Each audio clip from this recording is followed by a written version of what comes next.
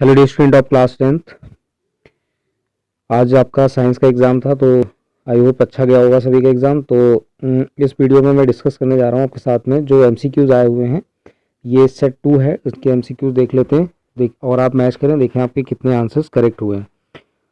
Select and write one most appropriate option out of the 4 option given for each of the question 1 to 20। ठीक है, first question देखिए, दिया the emission of the brown fume in the given experiment setup is due to.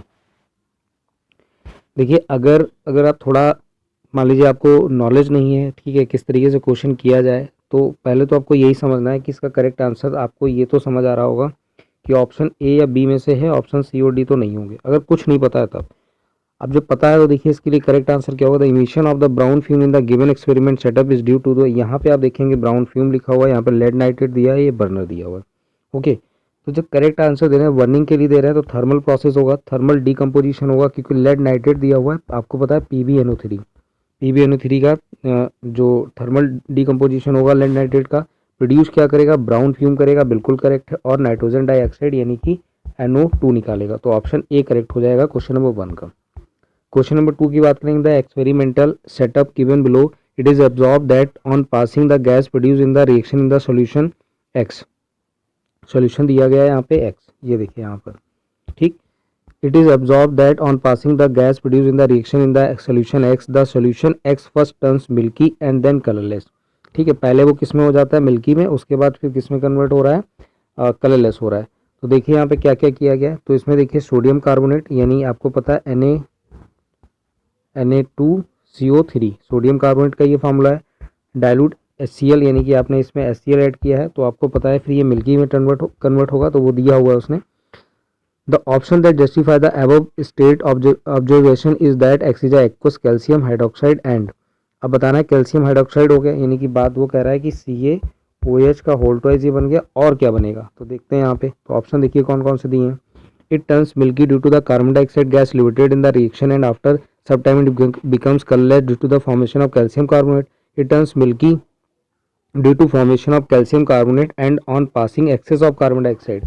अब देखिए यहाँ पे एक word लिखा है, on passing the excess of carbon dioxide it becomes colourless due to the formation of calcium hydrogen carbonate, यानी calcium hydrogen carbonate की बात कर रहे हैं, CaHCO3 की बात कर रहे हैं, which is soluble in water. तो ऑप्शन बी हमारा करेक्ट हो जाएगा क्वेश्चन नंबर 2 का आंसर। नेक्स्ट क्वेश्चन नंबर 3 की बात करें, the table below has information regarding pH and the nature of the 4 different solution, which one of the option is the correct. तो कौन सा इसमें से करेक्ट है। तो यहाँ से देखिए क्या दिया हुआ है, लेमन जूस, कलर दे रखा है, pH का अप्रॉक्सीमेट वैल्यू कितनी दे रखी है 3, तो नेचर। तो इसमें जो करेक्ट आंसर है वो ऑप्शन बी है, मिल्क ऑफ मैग्नीशिया, जिसकी जो pH वैल्यू है अप्रॉक्सीमेटली वो कितनी है 10, और नेचर इसका बेसिक है, और कलर इसका ब्लू होगा। ठीक है, कुछ बच्चों ने ऑप्शन डी लगाया है, थोड़ा ध्यान रखें, यहाँ पे दिया है अप्रॉक्सीमेटली वैल्यू 7, बिल्कुल ठीक, न्यूट्रल, बट कलर यहाँ पे येलो गलत दिया हुआ है। नेक्स्ट क्वेश्चन नंबर 4 की बात कर लें, MnO2 plus XHCl gives out MnCl2 plus H2O plus Cl2। यहाँ पे आपको XYZ की वैल्यू बतानी थी, तो सिंपली यहाँ पे आपको दिखाई दे रहा होगा कि Cl2 यहाँ पे कितना होना चाहिए, मतलब Cl2 यहाँ पे लिखें और X कितना होना चाहिए। तो ऑप्शन बाय वैल्यू पुटिंग भी आप कर सकते थे, तो मैं X की जगह पे यहाँ पे अगर 4 रखता हूँ तो ये 4HCl हो जाएगा, तो Cl कितने हो गए, 4 हो गए। यहाँ से देखिए अगर मैं यहाँ पे 2 रख देता हूँ, Z की जगह पे 2, तो Z2 और 2 दिया हुआ है, 2 ऑप्शन दिए हुए हैं, तो रखेंगे ये 4 और ये 2 6, यानी कि ये वाला तो ऑप्शन हो नहीं सकते।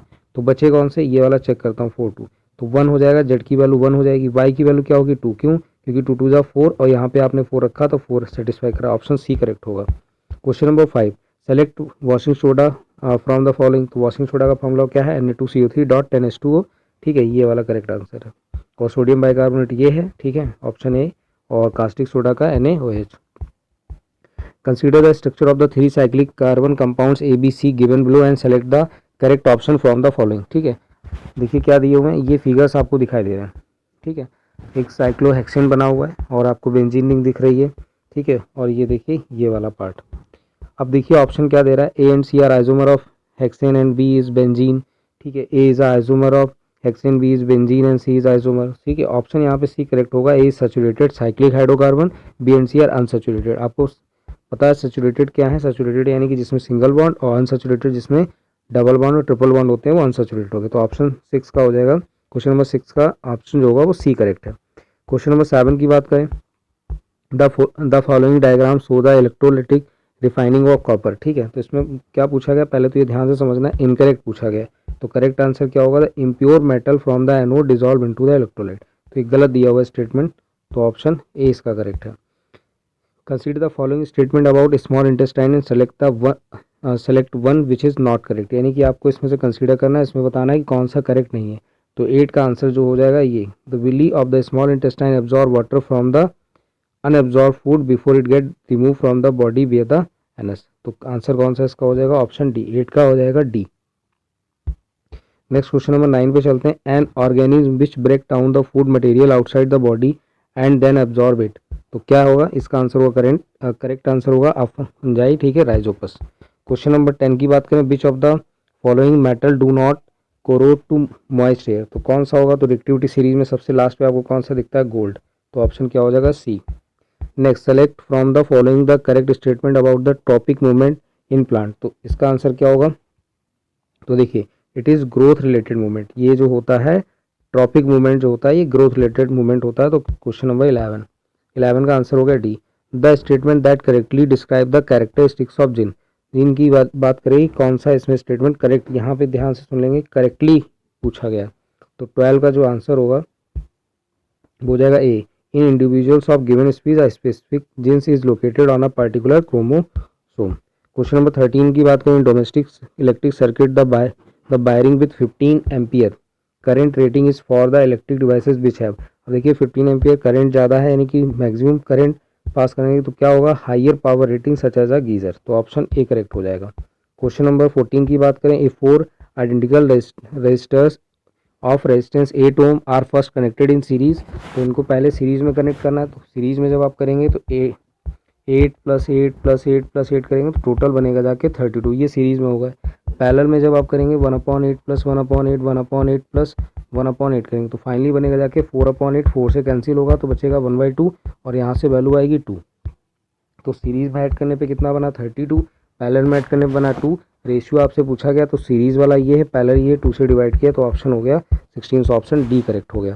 क्वेश्चन नंबर 15 की बात करें, the resultant magnetic field at point P situated midway between two parallel wires placed horizontally each carrying a steady current I। तो देखिए इसका करेक्ट क्या होगा, तो यहाँ पे फ्लेमिंग्स लगाएंगे राइट हैंड रूल, ठीक है, और आंसर होगा हमारा option C correct. If the current I through a resistor is increase by 100% at constant temperature, the increase in power dissipated will be. तो इसको देखिए कैसे सॉल्व करना है, तो P = I²R लगाना है आपको। क्या लगाना है, P = I²R। क्या किया गया, इसमें जो रेजिस्टेंस है उसको इंक्रीज कर दिया गया है 100%। तो इसका जो करेक्ट आंसर हो जाएगा वो ऑप्शन सी। इसको सॉल्व करना पड़ेगा इसको, ठीक है। तो आंसर इसका क्या है, सी। अभी आंसर मैच के लिए इसको सॉल्व करा दूंगा बाद में। क्वेश्चन नंबर 17 देखिए, असर्शन रीजन का है, genes inherited from the parent decide to sex of a child, X chromosomes in a male child is inherited from his father. तो इसका जो करेक्ट आंसर है 17 का आंसर जो होगा वो होगा सी, ठीक है। सी क्या है आंसर, देखिए सी में दिया है A is true but R is false, यानी ये जो एक्स क्रोमोसोम्स दिए मेल ये गलत दिया हुआ है, ठीक है। करेक्ट आंसर है इसका ऑप्शन सी। क्वेश्चन नंबर 18 की बात करें, the colour of the aqueous solution of a copper sulphate turns colourless when a piece of lead is added to it. उसके बाद देखिए दिया है lead is more reactive than copper and hence displaces copper from its salt solution. तो क्या इसमें 18 वाले में क्या करेक्ट हो जाएगा, 18 में दोनों करेक्ट है, यानी कि जो बात वो कह रहा है। तो देखिए 18 में दिया हुआ है यानी कि both A and R true, यानी कि दोनों, और इसका करेक्ट एक्सप्लेनेशन भी है। Next, the strength of the magnetic field produce at the centre of a current carrying circular coil increases on increasing the number of turns in it. Correct है ये। The current in each circular turn has the same direction and the magnetic field due to each turns then just add up, ये भी correct है। तो यानी कि इसका भी आंसर क्या होगा, ए होगा, 19 का A. Next, left atrium receives oxygenated blood from the pulmonary veins. उसके बाद right atrium transfer deoxygenated blood to the right ventricle which pump it to the lungs of the oxygenated.